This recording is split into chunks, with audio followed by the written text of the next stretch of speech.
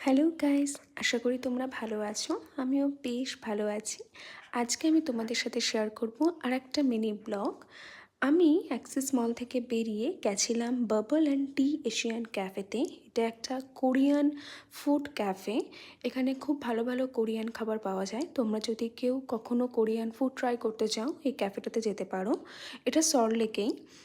আর এখানে অ্যাম্বিয়েন্সটা খুব ভালো। আমি এখানে অনেকগুলো ভালো ভালো ছবি তুলেছি। আর ফুড কোয়ালিটি তো জাস্ট 10/10। এখানে এই দুটো স্টার্টার আর দুটো মকটেল খাওয়ার পরে আমাদের পেট ভরে যায়, যার জন্য আমরা মেন কোর্স ট্রাই করতে আর পারিনি। আমার ইচ্ছা আছে আর একদিন গিয়ে আমি মেন কোর্স ট্রাই করব।